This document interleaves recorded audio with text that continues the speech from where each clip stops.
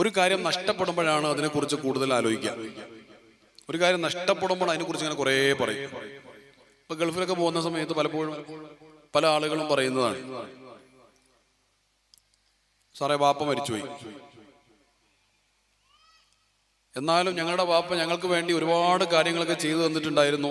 ചെറിയ പ്രായത്തിൽ ഞങ്ങളെയൊക്കെ വളർത്തിക്കൊണ്ടുവന്ന് വലിയ ആൾക്കാരാക്കി മാറ്റി.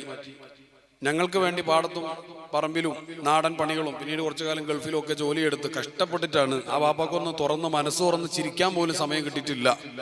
കാരണം വീടുണ്ടാക്കണം, എൻ്റെ പെങ്ങന്മാരെ കെട്ടിക്കണം, അപ്പോഴത്തേക്കും വേറെ പണി ഉണ്ടാവും. അങ്ങനെ അവർക്ക് ഒന്നാമത്തെ മോൾക്ക് പ്രസവിക്കാൻ സമയമായിട്ടുണ്ടാവും. ഇങ്ങനെ ഒരു തിരിഞ്ഞു നോക്കാൻ സമയമില്ലാതെ കഷ്ടപ്പെട്ടാണ് ഞങ്ങളുടെ വാപ്പ ജീവിച്ചത്. ആ ബാപ്പാക്ക് വേണ്ടി ജീവിതകാലത്ത് സ്നേഹമൊന്നും ചെയ്തു കൊടുക്കാൻ ഞങ്ങൾക്ക് പറ്റിയില്ല. ആ ബാപ്പ മരിച്ചുപോയി. എന്നിട്ട് ചിലപ്പോൾ പറയും, ഇത്ര പെട്ടെന്ന് ബാപ്പ മരിക്കുമെന്ന് ഞാൻ വിചാരിച്ചില്ല എന്ന് പറയും. അപ്പൊ ഞാൻ ചോദിക്കും, എത്ര വയസ്സ്? വെറും 79 വയസ്സേ ഉണ്ടായിട്ടുള്ളൂ. എന്നിട്ടാ പറയുന്നത് ഇത്ര പെട്ടെന്ന് മരിച്ചു പോകുമെന്ന് വിചാരിച്ചില്ല. അപ്പൊ ഞാൻ ചോദിച്ചു, നിങ്ങൾ 79 വയസ്സിൽ മരിച്ചിട്ടാണ് നിങ്ങൾ എത്ര പെട്ടെന്ന്? നിങ്ങൾ കണക്ക് എത്രയെന്ന് ചോദിച്ചു. അത് പറയുമ്പോൾ അങ്ങോട്ട് പറയുന്നതാണ്. എത്ര പെട്ടെന്ന് പറഞ്ഞാൽ ജീവിതം എന്ന് പറഞ്ഞാൽ ഇപ്പൊ ഓരോ ആളുകളൊന്ന് ആലോചിച്ചു നോക്കുക. നിങ്ങളുടെയൊക്കെ ഒരു 5ാം ക്ലാസ്, ചെറിയ 30 വയസ്സിന് മേഖലയിലൊക്കെ പ്രായമുള്ള ആൾക്കാരൊക്കെ നിങ്ങളുടെ ഒരു 5ാം ക്ലാസ് 8ാം ക്ലാസ്സും 10ാം ക്ലാസ്സും ഒക്കെ ഒന്ന് ആലോചിച്ച് നോക്കൂ. അതൊക്കെ ഇന്നലെ എന്ന് പറയുമ്പോൾ നമുക്ക് ഓർമ്മയുണ്ട്. 5ാം ക്ലാസ്സിൽ പോയതും ടീച്ചറെ പറ്റിച്ചതും അങ്ങനെ ഒരുപാട് രസകരമായ ഓർമ്മകൾ ഉണ്ടാവും നമ്മുടെ. പുതിയ തലമുറയിലെ കുട്ടികളൊക്കെ പറഞ്ഞാൽ ഒക്കെ നേരെ പോവുക, നേരെ പഠിക്കുക, അങ്ങനെയുള്ള കുട്ടികളാണ്. നമ്മുടെ പഴയ തലമുറയിലെ കുട്ടികളാണ് സമരം ചെയ്തതും ബസ്സിന്റെ ചില്ല് കുത്തിപ്പിടിച്ചതും. ഒന്നും ചെയ്യാൻ പാടില്ല. അങ്ങനെ അന്നൊക്കെ സ്കൂൾ എന്ന് പറഞ്ഞാൽ അങ്ങനെയാണ്, സമരം അങ്ങനെ ഇതൊക്കെയാണ് കാര്യമായിട്ട് നടക്കുക. പഴയ കാലത്തൊക്കെ ഗവൺമെന്റ് സ്കൂളുകളിൽ 100 ആൾ പരീക്ഷ എഴുതിയാൽ 8 ആളൊക്കെ ജയിക്കുക. ഞാൻ 10ാം ക്ലാസ് പാസ്സാകുമ്പോൾ എൻ്റെ സ്കൂളല്ല, ഗവൺമെന്റിന്റെ സ്കൂൾ, ഞാൻ പഠിച്ചതുകൊണ്ട് എൻ്റെ സ്കൂള് കണ്ട ഒരാൾ ഉസ്താദിൻ്റെ അടുത്ത് ദ്വാരക്കാൻ പറഞ്ഞു, ഉസ്താദെ ഞാൻ പോവാണ്, എൻ്റെ ഫ്ലൈറ്റ് 9 മണിക്കാണെന്ന് പറഞ്ഞു, ഗൾഫിക്ക് പോകണമെന്ന്. അപ്പം ഗൾഫിക്ക് പോകണമെൻ്റെ മുമ്പ് ഫ്ലൈറ്റ് ഉണ്ടോ എന്ന് ചോദിച്ചു. എൻ്റെ ഫ്ലൈറ്റ് എന്ന് പറഞ്ഞപ്പോഴേ, അല്ല അത് കമ്പനീൻ്റെ ഫ്ലൈറ്റ് ഇങ്ങനെ വന്നതാണ്. അപ്പം എന്ന് പറഞ്ഞ പോലെ ഞാൻ പഠിച്ച സ്കൂളിൽ 9% ഉള്ളായിരുന്നു വിജയ ശതമാനം. അതൊക്കെ പിന്നെ കൂടി വന്നതാണ്. അപ്പൊ ഞാൻ പറഞ്ഞു വന്നത് ഇത്. അപ്പൊ ഞാൻ ഈ ആളുകളോടൊക്കെ ചോദിക്കുന്ന ഒരു ചോദ്യം, വാപ്പ മരിക്കാൻ കാത്തു നിൽക്കുന്നത് എന്തിനാണ് വാപ്പാനോടുള്ള സ്നേഹം പറയാൻ? അല്ലെങ്കിൽ ഉമ്മ മരണപ്പെടാൻ കാത്തിരുന്നത് എന്തിനാണ് ഉമ്മാനോടുള്ള സ്നേഹം പറയാൻ? ഉമ്മ മരിച്ചു. പല ആൾക്കാർ നമ്മളോട് ഇങ്ങനെ ഒറ്റക്ക് കിട്ടുമ്പോൾ പറയാറുണ്ട്, ഉമ്മ മരിച്ചു, നേരത്തെ പറഞ്ഞ പോലെ പറയും, എന്നാലും ഉമ്മ അത്ര പെട്ടെന്ന് മരിക്കുമെന്ന് വിചാരിച്ചില്ല എന്ന് പറയും. കാരണം ഉമ്മാനെയും വാപ്പാനെയും ആർക്കും കണ്ടിട്ട് കൊതി തീരുകയില്ല. അതുകൊണ്ടാണ് പെട്ടെന്നുള്ള പ്രയോഗം വരുന്നത്. ഉമ്മാന്റെ മയ്യത്തൊക്കെ അവിടെ കൊണ്ടുപോയി ഖബറിൽ കൊണ്ടുപോയി വെച്ച് കുറെ ആൾക്കാർ, കുടുംബക്കാരും എല്ലാവരും അവിടെ വന്ന് ലാ ഇലാഹ ഇല്ലല്ലാഹ് അങ്ങനെ ചൊല്ലി അവസാനം ഒരു ഉസ്താദ് വന്ന് ദ്വാരന്ന് മയ്യത്തെടുക്കാനിട്ടോ എന്ന് പറഞ്ഞ് എല്ലാം കഴിഞ്ഞിട്ട് ഉമ്മാന്റെ മയ്യത്ത് അവിടെ നിന്ന് എടുത്ത് സാവധാനം ഇങ്ങനെ ലിക്കറും ചൊല്ലിയിട്ട് ഇങ്ങനെ പള്ളിക്കാട്ടിലേക്ക് കൊണ്ടുപോയി. അവിടെ ഖബറൊക്കെ കുഴിച്ചു വെച്ചിട്ടുണ്ട്. അവിടെ പള്ളിയിൽ കൊണ്ടുപോയിട്ട് നിസ്കരിച്ച് കുറെ ആൾക്കാർ നിസ്കരിച്ച് ഉടനെ പോയി. ബാക്കിയുള്ള കുറെ ആൾക്കാർ അവിടെ കാത്തു നിന്നു. അങ്ങനെ ഖബറിലെല്ലാം കഴിഞ്ഞ് മീസാങ്കല്ലൊക്കെ വെച്ച് അവിടുന്ന് ചൊല്ലിക്കൊടുക്കാനൊക്കെ കഴിഞ്ഞ് ദുആവും കഴിഞ്ഞിട്ട് എല്ലാം കഴിഞ്ഞ് തിരിച്ച് ഇയാൾ വീട്ടിലേക്ക് വന്നു. വീട്ടിലേക്ക് വന്ന് ഉമ്മ കിടന്നിരുന്ന റൂമിലേക്ക് പോയി നോക്കുമ്പോൾ വല്ലാത്തൊരു സങ്കടം. ഉമ്മ ഉപയോഗിച്ചിരുന്ന ഉമ്മാന്റെ തസ്ബീഹ് മാല അവിടെ ഒരു മൂലയിൽ മാറ്റി വെച്ചിട്ടുണ്ട്. ഷോക്കേസിൽ ഉമ്മ ഉപയോഗിച്ചിരുന്ന ഉമ്മാന്റെ ഫോൺ അവിടെ ഉണ്ട്. ആ ഫോണ് ഒരിക്കലും ആ ഫോണിലേക്ക് ഉമ്മാക്ക് ഇനി സംസാരിക്കാൻ കഴിയില്ല. ഞാനെന്ന മകൻ പലപ്പോഴും പുറത്തു പോകുമ്പോൾ, നീ എവിടെടാ, നീ എന്താടാ വരാത്തത് എന്ന് ചോദിച്ച് എന്നെ പലപ്പോഴും ആ ഫോണിൽ നിന്ന് ഉമ്മ വിളിച്ചിട്ടുണ്ട്. എനിക്ക് അന്നേരം ദേഷ്യം തോന്നിയിട്ടുണ്ടെങ്കിലും ആ വിളി ഇനി ആ ഫോണിൽ നിന്ന് ഒരിക്കലും എനിക്ക് വരില്ല. കട്ടിലിന്റെ താഴെ ഉമ്മാന്റെ നിസ്കാര കുപ്പായം ഇങ്ങനെ കാണാം. ഉമ്മാന്റെ നിസ്കാര കുപ്പായവും മുസല്ലയും പായയും ഒക്കെ അവിടെ മാറ്റി വെച്ചിരിക്കുന്നത് കാണാം. ആ സമയത്ത് ഇങ്ങനെ ആലോചിക്കും, പടച്ചോനെ ഉമ്മ പോയല്ലോ, ഞാൻ ഉമ്മാനെ സ്നേഹിച്ചിട്ടില്ലല്ലോ എന്ന്. ഞാൻ പറഞ്ഞു വരുന്ന വിഷയം ഇതാണ്. എന്തിനാണ് നമ്മൾ പ്രിയപ്പെട്ട ആളുകളോടുള്ള സ്നേഹം പ്രകടിപ്പിക്കാൻ ആ ആളുകൾ മരണപ്പെടാൻ കാത്തിരിക്കുന്നത്? എന്തിനാണ്? ജീവിച്ചിരിക്കുന്ന ഉമ്മാന്റെ അടുത്ത് പോയി സംസാരിക്കാൻ നമുക്ക് എന്താ സമയമില്ലാത്തത്? ജീവിച്ചിരിക്കുന്ന വാപ്പാന്റെ അടുത്ത് പോയിട്ട്, ജീവിച്ചിരിക്കുന്ന സഹോദരങ്ങളുടെ അടുത്ത് പോയി സംസാരിക്കാനും അവിടെ ഇരുന്നിട്ട് ആനന്ദത്തോടു കൂടെ കാര്യങ്ങളൊക്കെ ഷെയർ ചെയ്യാനും നമുക്ക് സമയം കിട്ടാത്തത് എന്തുകൊണ്ടാണ്? അവിടെയാണ് ഞാൻ പറഞ്ഞത്, മലയാളിയുടെ ഒരു അവസ്ഥ. ഒരു കാര്യം നഷ്ടപ്പെട്ടത്, ഉമ്മാനോടുള്ള സ്നേഹം ഇയാൾ ശരിക്ക് തുറന്നു പറയുകയാണെങ്കിൽ ഉമ്മ അങ്ങോട്ട് ഖബറിലെത്തണം. ബാപ്പാനോടുള്ള സ്നേഹം ശരിക്ക് പറയുകയാണെങ്കിൽ ബാപ്പ ഖബറിലെത്തണം. ഇങ്ങനെ ഒരു അവസ്ഥ, ഒരു മാനസികാവസ്ഥ നമുക്കുണ്ട്. അതിലൊന്ന് മാറ്റം വരണം എന്നാണ് ഞാൻ പറയുന്നത്. ജീവിച്ചിരിക്കുന്ന ഉമ്മാന്റെ വാപ്പാന്റെ ഭാര്യന്റെ ഭർത്താവിന്റെ മക്കളുടെ സഹോദരങ്ങളുടെ അടുത്ത് പോയിട്ട് സ്നേഹം പങ്കിടാനും അവിടെ പോയിട്ടിരുന്ന് വർത്താനം പറയാനും ഒന്നും കുറെ മാറ്ററൊന്നും വേണ്ട. പ്രായമുള്ള വല്യമ്മമാര്, പ്രായമുള്ള ഉപ്പമാര്, വല്യപ്പമാര് ഒക്കെ വീട്ടിലുണ്ടെങ്കിൽ യുവാക്കളായ ആളുകളുടെ സമയം അവർക്ക് ധാരാളം ആവശ്യമുണ്ട്. പണ്ടത്തെ ആ കാലത്തെ അപേക്ഷിച്ച് പ്രായമുള്ള വല്യമ്മമാര്, വല്യപ്പമാര് വീട്ടിലുണ്ടെങ്കിൽ പുതിയ തലമുറയിലെ ചെറുപ്പക്കാരികളും അവരുടെ അടുത്ത് തമാശ പറയാനും കഥ പറയാനും പാട്ട് കേൾക്കാനും പോകുന്നത് ഇന്ന് താരതമ്യേന പണ്ടത്തെ അപേക്ഷിച്ചിട്ട് കുറവാണ്. ഇവരെക്കുറിച്ച്, ഈ പ്രായമുള്ള ആളുകളെ കുറിച്ച് പ്രത്യേകമായി പഠിക്കുന്ന ഒരു പഠനശാഖയാണ് ജെറിയാട്രിക്സ് എന്ന് പറയുന്നത്. ജെറിയാട്രിയിൽ പഠിക്കുന്നത് പ്രായം കൂടുതലുള്ള ആളുകൾക്ക് എന്തുകൊണ്ടാണ് വളരെ പെട്ടെന്ന് പ്രയാസങ്ങൾ വരുന്നത്, അവരുടെ ശരീരത്തിൽ വരുന്ന മാറ്റങ്ങൾ എന്തൊക്കെയാണ്, പ്രായമാകുമ്പോൾ മാനസികമായി വരുന്ന മാറ്റങ്ങൾ എന്തൊക്കെയാണ് എന്നാണ് പഠനം. ആ പഠനത്തിൽ അവർ പ്രത്യേകമായി പറയുന്ന ഒരു കാര്യം, പ്രായമുള്ള ആളുകൾക്ക് വേഗം വാർദ്ധക്യം പെട്ടെന്ന് വരാതിരിക്കാം. പ്രായമായി എന്നതുകൊണ്ട് മാത്രം അത് വരേണ്ടതില്ല, പ്രായമായില്ല എന്നതുകൊണ്ട് വരാതിരിക്കാനുമില്ല. പ്രായമാവാതെയും വാർദ്ധക്യം വരാം. ഒരാൾ, പ്രത്യേകിച്ച് ഞാൻ എപ്പോഴും ആളുകളോട് പറയുന്നതാണ്, ഗൾഫിൽ നല്ല സമ്പത്തുള്ള ആളാണെന്ന് തന്നെ വെക്കാം, അയാളുടെ റിട്ടയർമെന്റ് ലൈഫ് വീട്ടിൽ ഇങ്ങനെ ഒരു 56-ാമത്തെ വയസ്സിൽ റിട്ടയർ ആയിട്ട് വീട്ടിൽ ഒരു പണി എടുക്കാതിരുന്നു കഴിഞ്ഞാൽ ആൾക്ക് വേഗം വാർദ്ധക്യം വരും, തൊലികൾ ചൊളിഞ്ഞു പോകും, അയാളുടെ ശേഷി നഷ്ടപ്പെടും, അയാൾ പെട്ടെന്ന് മരിച്ചു. പൈസ സമ്പത്തുണ്ടോ ഇല്ലേ എന്നുള്ളതല്ല അതിന്റെ മാനദണ്ഡം. ഒരാൾ വെറുതെ ഇരിക്കാൻ പാടില്ല. ഒരാൾ എപ്പോഴും റിട്ടയർഡ് ലൈഫാണെങ്കിൽ, ഗൾഫിലൊക്കെ പോയി 42 കൊല്ലം അല്ലെങ്കിൽ 30 വർഷക്കാലം അധ്വാനിച്ചു, അങ്ങനെയൊക്കെ അധ്വാനിച്ചിട്ടുണ്ടെങ്കിലും വീട്ടിൽ വന്നിട്ട് വെറുതെ ഇരിക്കരുത്. 2 പ്രശ്നം ഇതിനുണ്ട്. ഒന്നാമത്തെ പ്രശ്നം ഞാൻ ഈ പറഞ്ഞതുപോലെ പ്രത്യേകിച്ച് ഒന്നും ചെയ്യാനുണ്ടാവില്ല. An empty mind is devil's workshop എന്ന് റസൂലുള്ളാഹി പറഞ്ഞിട്ടുണ്ട് സ്വല്ലല്ലാഹു അലൈഹി വസല്ലം. അതായത് എംപ്റ്റി മൈൻഡ് എന്ന് പറഞ്ഞാൽ ഒന്നുമില്ലാത്ത മനസ്സ് ഡെവിൾസ് വർക്ക്ഷോപ്പാണ് എന്ന് പറഞ്ഞാൽ ഷെയ്ത്താന്റെ പണിപ്പുരയാണ് എന്ന് നബി സല്ലല്ലാഹു അലൈഹി വസല്ലം തങ്ങൾ പറഞ്ഞിട്ടുണ്ട്. അല്ലെങ്കിൽ പിന്നെ നമ്മൾ അതിന് മാത്രം ഒരു ലവ്വാമത്ത് അല്ലെങ്കിലും എത്തണം, അമ്മാരത്തു നിന്ന് രക്ഷപ്പെട്ട ഒരു ലവ്വാമത്തിലെങ്കിലും എത്തിയ ഒരാളായിരിക്കണം. എന്ന് പറഞ്ഞാൽ നമ്മുടെ ഹവൻ നഫ്സ് ഉണ്ടല്ലോ, ഓരോരുത്തരുടെ ഒരു ഹവൻ നഫ്സ് ഉണ്ട്. ഗസാലി ഇമാം എണ്ണി പറഞ്ഞ 8 രോഗങ്ങളുണ്ട്. ആ 8 രോഗങ്ങളുടെ ബേസിക് സ്റ്റെപ്പെങ്കിലും ഒന്ന് കടന്നുപോയ ഒരാളാണെങ്കിൽ ഒറ്റയ്ക്കിരുന്നാലും ദിക്റുള്ള മാത്രമേ വരൂ, അയാൾക്ക് വേറെ ഒന്നും വരൂല. സത്യം പറഞ്ഞാൽ മുഅ്മിനായൊരു മനുഷ്യന് ഏകാന്തത എന്ന് പറയുന്ന ഒരു സാധനം ഇല്ല. കാരണം വഅലമു അന്ന ഫീകും റസൂലുള്ളാഹ്, നിങ്ങളെ കൂട്ടത്തിൽ റസൂലുള്ളാഹ് ഇല്ലേ? നല്ല മനുഷ്യന്മാരുടെ കൂടെ സദാസമയം റസൂലുള്ളാഹ് ഉണ്ടാകും, അള്ളാഹു ഉണ്ടാകും. അപ്പൊ ഞാൻ ഒറ്റപ്പെട്ടു പോയി, കൊറോണ വന്നപ്പോൾ ഒറ്റപ്പെട്ടു പോയപ്പോൾ അല്ലാതെ വിഷമം ഉണ്ടായി എന്നുള്ളൊരു ചിന്ത മുഅ്മിനായ മനുഷ്യന് വരില്ല. കാരണം അള്ളാഹു സുബ്ഹാനഹു വ തആല എപ്പോഴും അയാളുടെ കൂടെ ഉണ്ട്, മുത്തായ റസൂലുള്ളാഹി സ്വല്ലല്ലാഹു അലൈഹി വസല്ലം തങ്ങളും ഉണ്ട്. അപ്പൊ നമ്മൾ അങ്ങനെയുള്ള ഒരു കുറച്ചും കൂടെ നല്ലൊരു അവസ്ഥയിലേക്ക് ഇനിയും എത്തണം. അള്ളാഹു തആല നമുക്ക് എത്താൻ തൗഫീഖ് നൽകുമാറാവട്ടെ. എത്താത്തത് കൊണ്ടാണ് ഞാൻ പറഞ്ഞത്, ഒരാൾ ഒറ്റയ്ക്ക് ഇരുന്ന് കഴിഞ്ഞാൽ അയാളുടെ മനസ്സിൽ നെഗറ്റീവായിട്ടുള്ള കാര്യങ്ങൾ വർക്കുകയും, അത് ഇപ്പോൾ ഒരു ഉപ്പയാണെങ്കിൽ വീട്ടിലിങ്ങനെ വെറുതെ ഇരുന്ന് കഴിഞ്ഞാൽ പല പ്രശ്നങ്ങളുണ്ട്. ഇപ്പൊ ഗൾഫിൽ നിന്നൊക്കെ റിട്ടയർഡ് ആയിട്ട് വീട്ടിൽ വന്നിരിക്കുന്ന ചില ഉപ്പമാര് മക്കളുടെ ഭാര്യമാരുടെ ജോലിയിലെ തെറ്റുകൾ കണ്ടുപിടിക്കുക, അതിങ്ങനെ വിമർശിക്കുക, അടുക്കളയിൽ പോയിട്ട് അത് ശരിയായിട്ടില്ല എന്ന് പറയാ. അടുക്കളയൊക്കെ അടുത്തു പോകാൻ പാടില്ല, അത് അവരുടെ ലോകമാണ്. അടുക്കരുതെന്ന് പറഞ്ഞു കഴിഞ്ഞാൽ അവിടെ ഒന്നിനും പോകരുതെന്നല്ല, അവിടെ ഇടപെടാൻ പോകേണ്ട ആവശ്യമില്ല. അവിടെ ഇങ്ങനെ പോയിട്ട് അഭിപ്രായം പറയുന്ന റിട്ടയർഡ് ആയിട്ടുള്ള ചില ബാപ്പമാരൊക്കെ പലപ്പോഴും നമ്മൾ കണ്ടിട്ടുണ്ട്. അപ്പൊ അത് അങ്ങനെ ഒരു പ്രശ്നമുണ്ട്. രണ്ടാമത്തെ, അപ്പൊ കുടുംബത്തിൽ പ്രശ്നങ്ങൾ ഉണ്ടാവും. അവിടെ 2 പ്രശ്നങ്ങളാണ് ഞാൻ പറഞ്ഞത്. ഒന്ന് പെട്ടെന്ന് വാർദ്ധക്യം വരും, പ്രശ്നങ്ങളാകും. മറ്റൊന്ന് ഇവരുടെ ഇടപെടൽ കൊണ്ട് വെറുതെ ഇരുന്ന് കഴിഞ്ഞാൽ ഇങ്ങനെ ഓരോന്നിനും ഇടപെടും. മക്കളുടെ കാര്യത്തിൽ ഇടപെടും, പേരക്കുട്ടികളുടെ കാര്യത്തിൽ ഇടപെടും. പേരക്കുട്ടി ശബ്ദം ഉണ്ടാക്കിയാൽ അത് പ്രശ്നമായിരിക്കും, ശബ്ദം ഉണ്ടാക്കിയിട്ടില്ലെങ്കിൽ അത് പ്രശ്നം, മൊത്തം പ്രശ്നമായിരിക്കും. 2 പ്രശ്നങ്ങൾ വെറുതെ ഇരുന്നാൽ ഉണ്ട്. അപ്പൊ ഞാൻ പറഞ്ഞു വന്നത്, പ്രായം കൊണ്ടും പ്രായമല്ലാതെയും വാർദ്ധക്യം വരാമെന്നാണ്. അപ്പൊ ഈ പ്രായമുള്ള ആളുകളെ കുറിച്ചുള്ള പഠനമാണ് ജെറിയാട്രിക്സ്. ജെറിയാട്രിക്സിന്റെ ആ പഠനത്തിൽ പറയുന്ന ഒരു പ്രധാനപ്പെട്ട കാര്യം, പ്രായമുള്ളവർക്ക് വേഗം രോഗം വരാനുള്ള കാരണം മാനസികമായി അവർ വേഗം തകരുന്നത് കൊണ്ടാണ്. മാനസികമായി വേഗം അവർ തകർന്നു കഴിഞ്ഞാൽ അവരുടെ ഈ ബോഡി റെസിസ്റ്റൻസ് കപ്പാസിറ്റി, രോഗപ്രതിരോധ ശേഷി തുടങ്ങിയിട്ടുള്ള കാര്യങ്ങൾ, ബോഡി ഇമ്മ്യൂൺ സിസ്റ്റം, അതൊക്കെ പെട്ടെന്ന് തകരാറിലായി പോകും. അപ്പൊ അങ്ങനെ ആവാനുള്ള പ്രധാനപ്പെട്ട കാരണം എന്താണ്? മനസ്സിന്റെ ശക്തി അവർക്ക് കുറയാനുള്ള പ്രധാനപ്പെട്ട കാരണമായിട്ട് അവർ ചൂണ്ടിക്കാണിക്കുന്നത് മറ്റുള്ള ആളുകളിൽ നിന്ന് അവർക്ക് കിട്ടുന്ന അവഗണനയാണ്. അതായത് ഒരു കുടുംബത്തിലുള്ള പ്രായമുള്ള ഉപ്പയാവട്ടെ, വല്യപ്പയാവട്ടെ, ഉമ്മയാവട്ടെ, വല്യമ്മയാവട്ടെ, ആ പ്രായമുള്ള ആൾക്ക് കുടുംബത്തിലുള്ള മറ്റുള്ള ആളുകളിൽ നിന്ന് അവഗണനയാണ് കിട്ടുന്നതെങ്കിൽ ആ ആളുകൾക്ക് വേഗം രോഗം വരാനും വേഗം വാർദ്ധക്യം വരാനും വേഗം ഒരുപക്ഷെ കിടപ്പിലായി പോകാനും മരിച്ചു പോകാനും ഒക്കെ സാധ്യതയുണ്ട് എന്നാണ് ആ പഠനത്തിൽ പറയുന്നത്. അതുകൊണ്ടാണ് ഞാൻ പറഞ്ഞത്, പ്രായമുള്ള ആളുകളെ, ഇപ്പോഴുള്ള ആളുകൾ നന്നായി പരിഗണിക്കണം. വേറൊരു വിഷയം കൂടെ ഉണ്ട്, നമുക്ക് കുറച്ച് പ്രായമാവാതിരിക്കാനൊന്നും പറ്റൂല. പ്രായമായി കഴിഞ്ഞാൽ നമ്മൾ ഇടങ്ങാറായി പോവും. അപ്പൊ പ്രായമുള്ള ആളുകൾ എടുത്ത് പോയിട്ട് നല്ല വർത്താനം പറയണം. അവർക്ക് ഒരുപാട് കഥ പറയാനുണ്ടാവും, കേൾക്കാൻ ആരുമില്ല. അതാ പ്രശ്നം. എൻ്റെ ഉമ്മാൻ്റെ ഒരു ഉമ്മ ഉണ്ടായിരുന്നു. എൻ്റെ ഉമ്മ മരണപ്പെട്ടതിന് ശേഷമാണ് എൻ്റെ ഉമ്മാൻ്റെ ഉമ്മ മരണപ്പെട്ടത്. ഉമ്മാൻ്റെ ഉമ്മക്ക് ഒരു 100-100 വയസ്സൊക്കെ പ്രായം ഉണ്ടായിരുന്നു. അപ്പൊ ഈ വല്യമ്മാൻ്റെ അടുത്ത്, വല്യമ്മക്ക് ഇടക്കിടക്ക് ഇങ്ങനെ ഓൻ എന്താ വരാത്തതെന്ന് ചോദിക്കും. അപ്പൊ എനിക്ക് സമയം കിട്ടുമ്പോഴൊക്കെ ഞാൻ വല്യമ്മാൻ്റെ അടുത്ത് ഇങ്ങനെ പോകും.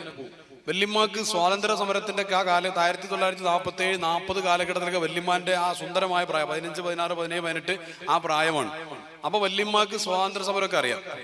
വല്യമ്മക്ക് സ്വാതന്ത്ര്യ സമരം അറിയാന്ന് പറഞ്ഞാൽ ആ വല്യമ്മ അങ്ങനെ കണ്ട ഒരു സ്വാതന്ത്ര്യ സമരം ഉണ്ട്. കുറെ ആൾക്കാർ അങ്ങോട്ട് ഓടി, കുറെ ആൾക്കാർ ഇങ്ങോട്ട് ഓടി, പിന്നെ ഇങ്ങനെ ഉണ്ടായി, പിന്നെ ഇങ്ങോട്ട് പോയി, ഇങ്ങനെയൊക്കെ വല്യമ്മ കണ്ട ഒരു സ്വാതന്ത്ര്യ സമരം ഉണ്ട്.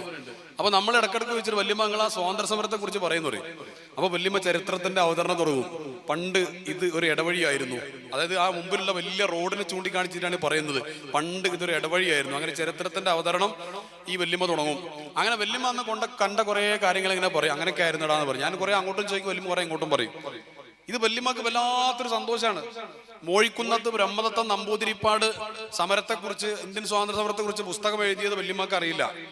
അല്ലെങ്കിൽ സതീഷ് ചന്ദ്ര, ബിപിൻ ചന്ദ്ര, അല്ലെങ്കിൽ അങ്ങനെ തുടങ്ങിയിട്ടുള്ള ആളുകളൊന്നും ചരിത്ര പുസ്തകം എഴുതി സ്വാതന്ത്ര്യ സമര ചരിത്രം കംപ്ലീറ്റ് പുസ്തകത്തിലുണ്ട് എന്നുള്ള വല്യമ്മാക്ക് അറിയില്ല. വല്യമ്മാക്കിന്റെ വിചാരം എന്താണെന്ന് വെച്ചാൽ ലോകത്ത് ഇന്ന് ഇന്ത്യൻ സ്വാതന്ത്ര്യ സമര ചരിത്രം അറിയുന്ന ഒരേ ഒരാളുള്ളൂ, അത് ഞാനാണ്.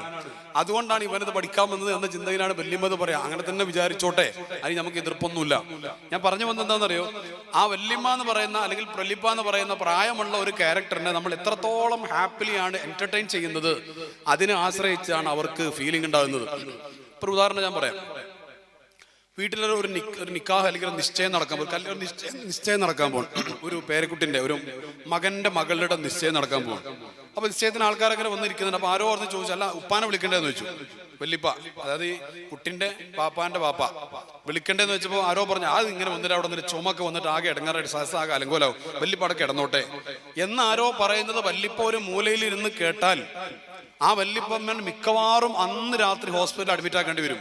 കാരണം അവഗണന നേരിടുമ്പോൾ ഇയാളുടെ ശരീരത്തിൽ ഉൽപ്പാദിപ്പിക്കപ്പെടുന്ന നെഗറ്റീവായിട്ടുള്ള ആ ഹോർമോൺസ് ഇദ്ദേഹത്തിന്റെ നേരത്തെ പറഞ്ഞ രോഗപ്രതിരോധ ശേഷിയെ ബാധിക്കുകയും നിലവിൽ ഒരു എടുത്തുകൊണ്ടിരിക്കുന്ന മെഡിസിന്റെ ആ ഡോസ് അദ്ദേഹത്തിന്റെ ആരോഗ്യം നിലനിർത്താൻ മതിയാവാതെ വരികയും ഒരു ഇംബാലൻസ് അവിടെ സംഭവിക്കുകയും വളരെ പെട്ടെന്ന് ഹോസ്പിറ്റലൈസ്ഡ് ആവാനുള്ള സാധ്യതയുണ്ട്.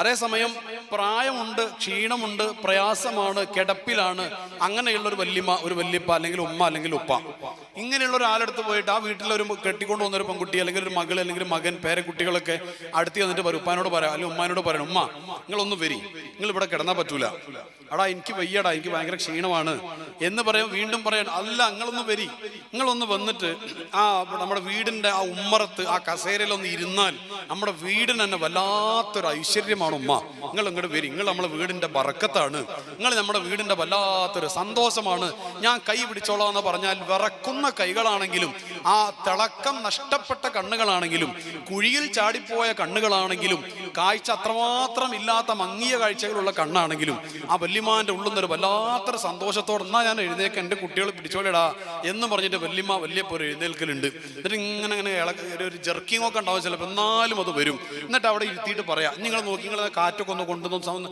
ഞങ്ങൾക്ക് പണ്ടത്തെ കഥകളൊക്കെ ഒന്ന് പറഞ്ഞു തരി എന്നൊന്ന് പറഞ്ഞു നോക്കി. ആ വല്യമ്മക്ക് അന്നുണ്ടല്ലോ ചിലപ്പോൾ ഒന്ന് ഗുളിക കുടിക്കാൻ മറന്നുപോയാലും, ഞാൻ ഇന്നലെ ഗുളിക കുടിച്ചില്ല സന്തോഷം കൊണ്ട്, എന്നിട്ട് എനിക്കൊരു പ്രശ്നമില്ല.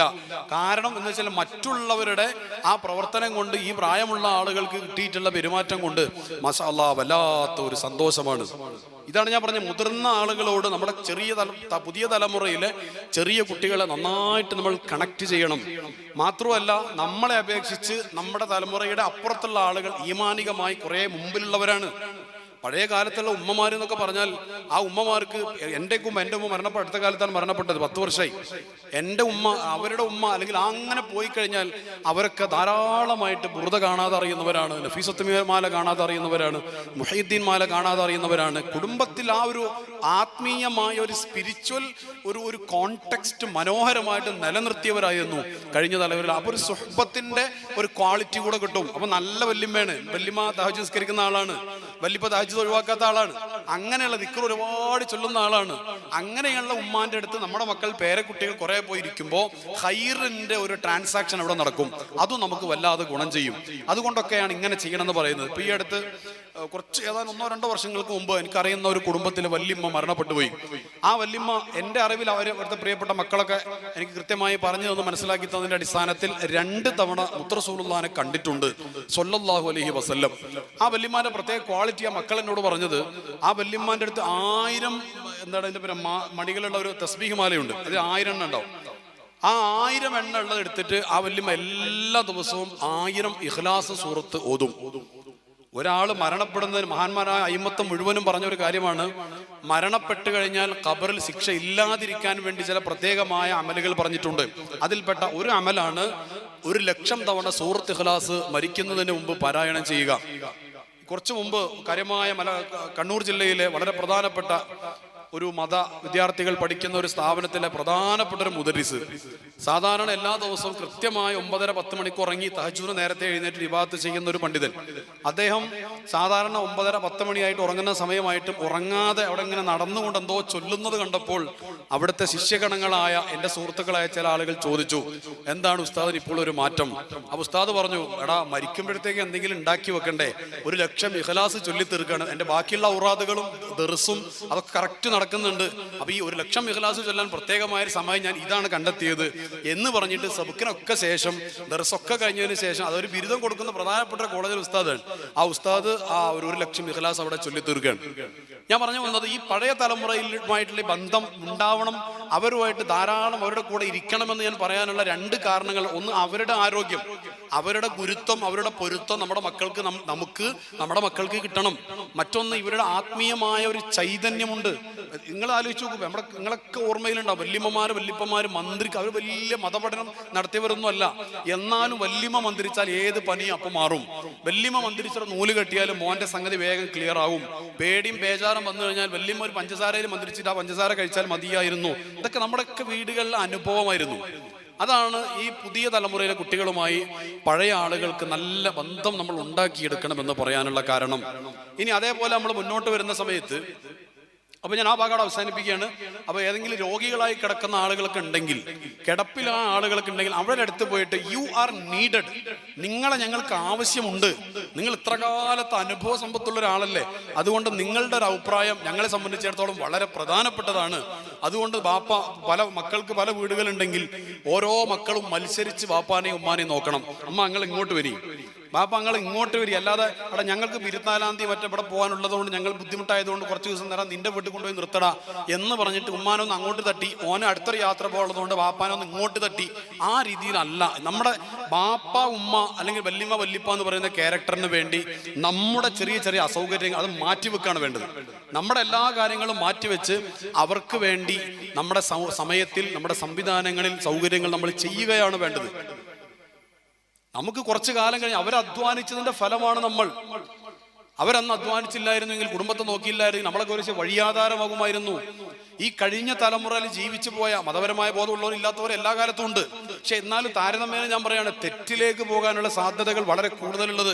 കുറെ പ്രായമുള്ള വല്യപ്പമാർക്കൊന്നും ഇതിനകത്ത് മറ്റേ സാധനം തോണ്ടാൻ അറിയില്ല. അൽഹംദുലില്ലാ, എത്രയോ ആൾക്കാർ പറയാൻ എനിക്ക് സാധനം ഒന്നും അറിയില്ല. ഞാൻ പറയും അൽഹംദുലില്ലാ, അറിയാത്തതാണ് നല്ലത്. ഇത് അറിഞ്ഞു തുടങ്ങി കഴിഞ്ഞാൽ ഒരു 10 ഹൈറാനുള്ളതെങ്കിൽ 99,000 ഷെറതിലുണ്ട്. ആ ഷെറിലേക്കൊന്നും ഈ വല്യപ്പമാർ പ്രായമുള്ള ആൾക്കാർ പോകുന്നില്ല. അപ്പൊ അത്തരം ആളുകൾ പരിഗണിക്കപ്പെടുന്ന വീട് എവിടെയുണ്ടോ ആ വീട്ടിൽ വലിയ ബർക്കത്തുണ്ടാകും. പിന്നെ ഞാൻ നേരത്തെ പറഞ്ഞ പോലെ അവരുടെ ഒരു പൊരുത്തം കുരുത്തമൊക്കെ കിട്ടിക്കഴിഞ്ഞാൽ ജീവിതത്തിൽ വിജയിക്കാൻ അത് വലിയ കാരണമായി തീരും. അതാണ് ജെറിയാട്രിക്സ് പറയുന്നത്. നിങ്ങൾ പ്രായമുള്ള ആളുകളെ പരിഗണിക്കൂ, അവരടുത്ത് പോയിരുന്ന് സംസാരിക്കൂ, അവരെ ഒന്ന് കൈ പിടിച്ച് എഴുന്നേൽപ്പിച്ചൊന്ന് മുറ്റത്തിന്റെ ഉമ്മറത്തേക്കൊന്ന് കൊണ്ടുവരൂ. പരിപാടി ഉണ്ടാകുമ്പോൾ അവിടെ നല്ലൊരു കസേരട്ട് മധ്യഭാഗത്ത് അവരെ ഇരുത്തൂ, അവരുടെ ആരോഗ്യം മെച്ചപ്പെടും എന്ന് പറയാനുള്ള കാരണം അതാണ്. രോഗിയെ സന്ദർശിക്കൽ ഇസ്ലാമിൽ വളരെ പ്രാധാന്യമുള്ള കാര്യമാണ്. പ്രായമുള്ള ആളുകളെ ബഹുമാനിക്കൽ ഇസ്ലാമിൽ വളരെ പ്രാധാന്യമുള്ള കാര്യമാണ്. ഈ പുതിയ കാലത്ത് നിങ്ങൾ നോക്കിക്കോ, മക്കൾക്ക് റെസ്പെക്ട് കുറവാണ്. ഈ പാരന്റ്സിനോട് മക്കൾക്ക് റെസ്പെക്ട് ബഹുമാനം കുറവാണ്. അതിന് പല കാരണങ്ങളുണ്ട്. ഒന്ന് ഞാൻ ഈ പറഞ്ഞ ഈ സ്വഹബത്തില്ലാത്തതാണ്. പ്രായമുള്ള ആളുകളുമായിട്ട് ആ ഒരു വല്യമ്മ ഈ പേരക്കുട്ടി, കാരണം എന്ന് വെച്ചാൽ വേറെ കാരണം കൂടെ ഉണ്ട് അതിൽ. ഇപ്പോ ഒരു വാപ്പ ഒരാളൊരു കല്യാണം കഴിച്ച് 25-ാമത്തെ വയസ്സിൽ കല്യാണം കഴിച്ച് 26-ാമത്തെ വയസ്സിൽ 25-ാമത്തെ വയസ്സിൽ കുട്ടി ഉണ്ടായി. അയാൾ അദ്ദേഹത്തിന്റെ ജീവിതം കരുപ്പിടിപ്പിക്കാൻ വേണ്ടി, പച്ച പിടിപ്പിക്കാൻ വേണ്ടി ഓടി നടക്കുന്ന സമയമാണിത്.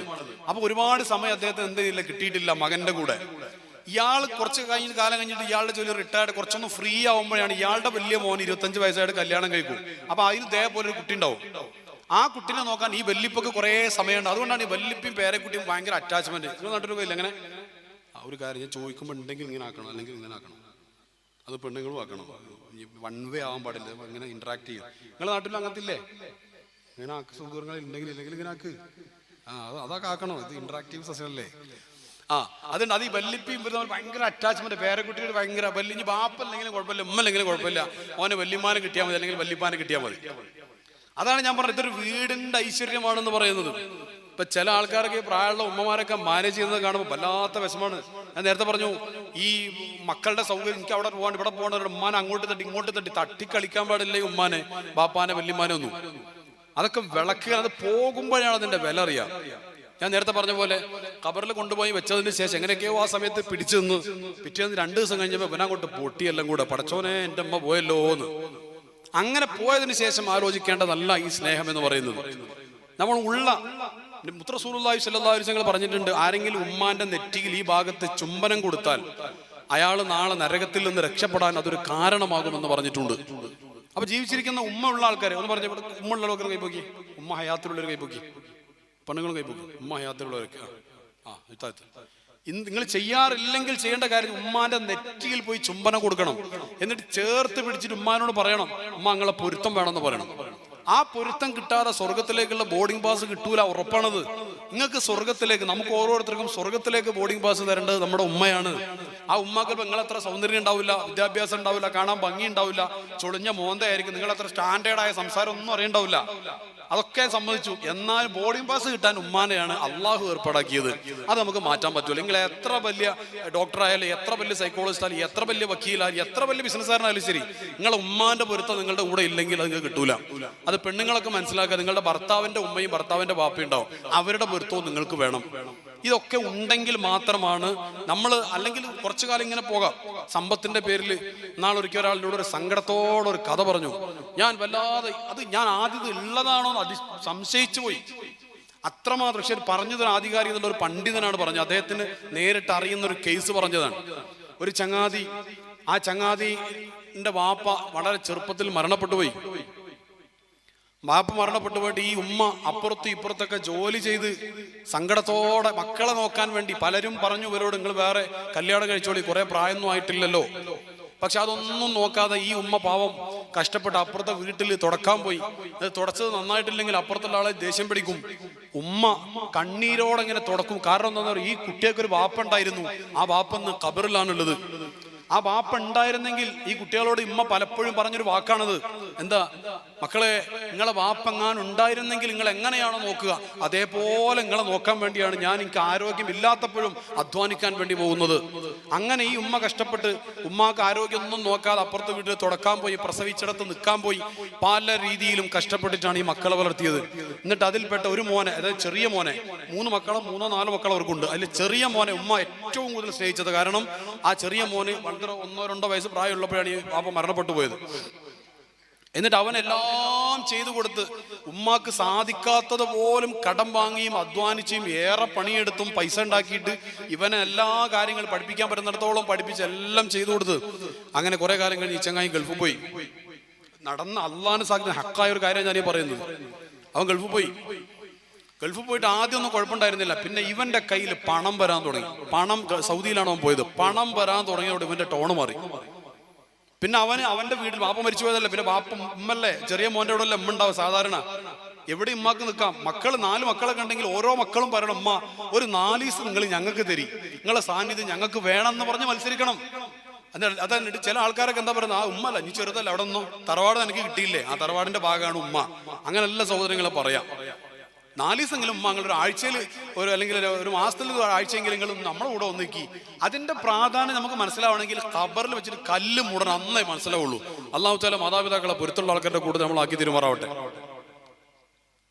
ഇതൊരു യാഥാർത്ഥ്യമാണ് സുഹൃത്തുക്കളെ. ഇപ്പം നിങ്ങളുടെ എഴുന്നേറ്റ് നടക്കുന്ന നിങ്ങളുടെ ഉമ്മ നാളെ അവിടെ ഇങ്ങനെ ഫ്ലാറ്റായിട്ട് കിടക്കും. അതിന് ഒരു വെള്ള തുണി ഇങ്ങനെ പൊറിച്ചിട്ടുണ്ടാവും. 4 ആൾക്കാരോട് ഇങ്ങനെ ഓതുന്നുണ്ടാവും. കുറച്ച് കഴിയുമ്പോൾ പുസ്തകം തുറന്നിട്ട് കട്ടിൽ കൊണ്ടുവരും, ഒറ്റ കൊണ്ടുപോയല്ല, കഴിഞ്ഞു, ഖലാസ്. നമ്മുടെ പലരുടെയും ഉമ്മമാർ അങ്ങനെ കൊണ്ടുപോയതാണ്, വല്ലിപ്പമാരെ വാപ്പമാരെ കൊണ്ടുപോയതാണ്. ഈ ചങ്ങാതിക്ക് പണം ഉണ്ടായപ്പോൾ ഓന്റെ ടോണ് മാറി. ഓൻ വലിയ വീടുണ്ടാക്കിയിട്ട് ഓന് താല്പര്യമില്ല ഈ പ്രായമുള്ള അമ്മാന്. കാരണം ഓന്റെ ഫ്രണ്ട്സൊക്കെ ഓന്റെ ഇസ്ലാമിയത്തൊക്കെ പോകാൻ തുടങ്ങി. പിന്നെ പണം വന്നതോട് കൂടെ ഇസ്ലാമിയത്ത് പോയി. നേരത്തെ പള്ളിയിൽ പോയിരുന്നവൻ, ജമാഅത്തിന് സമയം കുറച്ചെങ്കിലും കണ്ടെത്തിയിരുന്നവൻ, പിന്നെ അവന് സമയമില്ല. പിന്നെ അവൻ തോന്നിയതുപോലുള്ള ജീവിതമായി. ആ ലെവലിൽ മാറി. അവന്റെ ഫ്രണ്ട്സൊക്കെ വേറെ ടീമാണ്. അപ്പൊ അതിനനുസരിച്ചിട്ട് കുറെ എന്തൊക്കെയോ പരിപാടികളൊന്നും പറഞ്ഞിട്ട് പോകലും വരലും, ബിസിനസ് മീറ്റ് നടത്തലും, ബിസിനസ് ടൂർ നടത്തലും, ആ ഫ്രണ്ട്സിനെയും അവരെ ഫാമിലിയും കൊണ്ട് ഇവന്റെ വലിയ കൊട്ടാരം പോലെ വീടുണ്ടാക്കി. ആ വീട്ടിൽ വലിയ ആൾക്കാരൊക്കെ കൊണ്ടുവന്ന് വലിയ സൽക്കാരൊക്കെ നടത്താം. അപ്പൊ അതിനിടയിൽ ഈ ചുമ വന്ന് പ്രയാസപ്പെടുന്ന അവന്റെ ഉമ്മ, പ്രായമുള്ള ഉമ്മ, അവനൊരു ഭാരമായി മാറി. എന്നിട്ട് ഈ ഫ്രണ്ട്സ് വരുന്ന സമയത്ത് ഉമ്മാനോട് പറയും ചെന്നിട്ട്, ഉമ്മങ്ങളും 2 ദിവസം പോയി നിൽക്കും, എനിക്ക് ഇവിടെ ആൾക്കാർ വരാനുണ്ട്. സ്വന്തം ഉമ്മാനെ മാറ്റിയിട്ട് ഇവൻ എന്ത് സൽക്കാരം അവിടെ നടത്തുന്നത്. എന്നിട്ട് ഒരു ദിവസം ചങ്ങാതി പണം അവനെ ഭ്രാന്തനാക്കി മാറ്റി എന്നർത്ഥം. ഒരു ദിവസം ഈ ഉമ്മാക്ക് കുറച്ചും കൂടെ കഴിഞ്ഞപ്പോൾ എന്താണ് യൂറിനറി ഇൻകോമ്പിറ്റന്റ് ആയിട്ടുള്ള അവസ്ഥയിലേക്ക്, എന്ന് പറഞ്ഞാൽ മൂത്രമൊക്കെ അറിയാതെ പോകുന്ന അവസ്ഥയിലേക്ക് ഉമ്മ മാറി. ഈ ചങ്ങാതിന്റെ ഭാര്യയും ഈ പണത്തിന്റെ ഈ ഒരു അവസ്ഥയിൽ വല്ലാതെ മുഴുകിപ്പോയി. എന്നിട്ട് ഒരു ദിവസം ഇയാൾ ഇങ്ങനെ വീട്ടിലേക്ക് കയറി വന്ന് അയാൾക്ക് ബെൻസ് കാറൊക്കെ വാങ്ങി. പിന്നീട് ഈ കാറൊക്കെ വാങ്ങിയിട്ട് ആള് വന്ന സമയത്ത് ഒരു ദിവസം ഇയാളുടെ ഭാര്യ പറയാണ്, നിങ്ങളിങ്ങനെ വലിയ വീടുണ്ടാക്കിയിട്ട് എന്താ കാര്യം, വലിയ പ്രൗഢിയിൽ വീടുണ്ടാക്കി, നിങ്ങൾ ഉമ്മ മൂത്രമൊഴിച്ചിട്ട് മൂത്രം മണക്കുന്നതാണ്, അങ്ങോട്ട് അടുക്കാൻ വയ്യ എന്ന് ഈ പെണ്ണ് പറഞ്ഞു കൊടുത്തു. ഈ പെണ്ണ് പറഞ്ഞു കൊടുത്തിട്ട് ഇയാൾക്ക് അങ്ങോട്ട്, അല്ലെങ്കിൽ തന്നെ ഇയാൾക്ക് ഉമ്മാനോട് ഈ വിഷയത്തിൽ ദേഷ്യമുണ്ട്. കാലി കയറി. ഞാൻ അള്ളാഹുവിനെ സാക്ഷ്യത്തിൽ ഉണ്ടായ സംഭവമാണ്, സ്ഥലം ചോദിക്കാൻ പാടില്ല. ഒരു പണ്ഡിതൻ എന്നോട് പറഞ്ഞതാണ്, അദ്ദേഹത്തിന് നേരിട്ട് അറിയുന്ന ഒരു കേസ്. എന്നിട്ട് അദ്ദേഹം ഈ ഉമ്മാന്റെ റൂമിലേക്ക് പോയി നോക്കുമ്പോൾ ഉമ്മ ഒരു കസേരയിൽ ഇങ്ങനെ വിറച്ചിങ്ങനെ ഇരിക്കുകയാണ്. ഉമ്മാക്ക് വയ്യ, ഷിവറിംഗ് ആണ്. പ്രായമുള്ള ആൾക്കാർക്ക് ഷിവറിംഗ് വരും ചിലപ്പോ. ഉമ്മ ഇങ്ങനെ അവിടെ ഇരിക്കുന്നത്. കുറച്ചപ്പുറത്തായിട്ട് വെള്ളമുണ്ട്. വെള്ളം എന്ന് പറഞ്ഞാൽ മൂത്രമൊഴിച്ചതാണ്. ഇവൻ ഇത് കണ്ടപ്പോഴത്തേക്കും കലി കയറി. ഈ ചങ്ങാതി സ്വന്തം മകനാണിത്. എന്നിട്ട് ഉമ്മാന്റെ അടുത്ത് പെടുന്നത് എന്താന്ന് ചോദിച്ചു. ആ ഉമ്മ പേടിച്ചിട്ട് പറഞ്ഞു, എടാ അറിയാതെ മൂത്രമൊഴിച്ച് പോയതാടാന്ന് പറഞ്ഞു. ചങ്ങായിക്ക് അത് ഇഷ്ടപ്പെട്ടില്ല. ഉമ്മാനെ ചവിട്ടി താഴത്തേക്ക് തള്ളിട്ടു. തള്ളിയിട്ടത് മാത്രമല്ല, ഉമ്മ മൂത്രമുള്ള ഭാഗത്തേക്കാണ് വീണത്. എന്നിട്ട് ഒരു ചവിട്ടും കൂടെ കൊടുത്തു ഉമ്മാന്റെ നാഭിയുടെ ഭാഗത്ത്. ഇതൊക്കെ പിന്നീട് ഈ ചങ്ങാതി ഉസ്താദിനോട് പറഞ്ഞാണ്. എന്നോട് പറഞ്ഞു ഉസ്താദിനോട്. ഈ ചങ്ങാതി പിന്നീട് അവന്റെ ഹാലൊക്കെ മാറി. പിന്നെ ഉമ്മാന്റെ നാഭിക്ക് അവൻ ചവിട്ടി. അവസാനം ഒരു വിറയലോട് കൂടെ മോനേന്ന് വിളിച്ച് അവസാനം ഒരു വിറയലോട് കൂടെ ഉമ്മ മരണപ്പെടുകയാണ് അവിടെ കിടന്നിട്ട്. ഉമ്മ 9 മാസക്കാലം ഇവനെ ചുമന്ന് നടന്ന ആ പ്രിയപ്പെട്ട ഉമ്മാന്റെ ആ നാഭിയുടെ ആ വയറിന്റെ ഭാഗത്തേക്ക് ഒരു ചവിട്ട് കൊടുത്തു ആ ചങ്ങാതി. ആ ചങ്ങാതിക്ക് പിന്നീട് മാരകമായ പുറത്ത് പറയാൻ പറ്റാത്ത പ്രൈവറ്റ് പാർട്ടുകളുടെ എന്ന് പറഞ്ഞാൽ നമ്മുടെ ജനൈറ്റൽ ഓർഗൻസിന്റെ ഭാഗത്ത് വളരെ മാരകമായ രോഗം വന്നു. അവന്റെ ഭാര്യ അവനെ ഇട്ട് പോയി. അവൻ ഒറ്റക്കായി. അങ്ങനെയാണ് സമ്പത്തൊക്കെ നശിച്ചു, ഒന്നും ബാക്കിയില്ല. അങ്ങനെ ഈ ഉസ്താദിന്റെ അടുത്ത് വന്ന് പറഞ്ഞ് ആ ഉസ്താദ് എന്നോട് ഈ കഥ പറഞ്ഞത്. ഞാൻ പറഞ്ഞതെന്ന് വെച്ചാൽ, ലോകത്തൊരാൾ എത്ര വലിയ പ്രമാണിയായിക്കോട്ടെ, അയാൾക്ക് അയാളുടെ മാതാപിതാക്കളുടെ പൊരുത്തമില്ലെങ്കിൽ അയാൾ ഒന്നുമല്ല, ബിഗ് സീറോ ആണ്. ഇത് ഞാൻ പറഞ്ഞാൽ അൽ ജന്നത്തു തഹ്ത അഖ്ദാമിൽ ഉമ്മഹാത്ത് മുത്തായ റസൂലുള്ളാഹി സ്വല്ലല്ലാഹു അലൈഹി വസല്ലം തങ്ങളാണ് അത് പറഞ്ഞത്.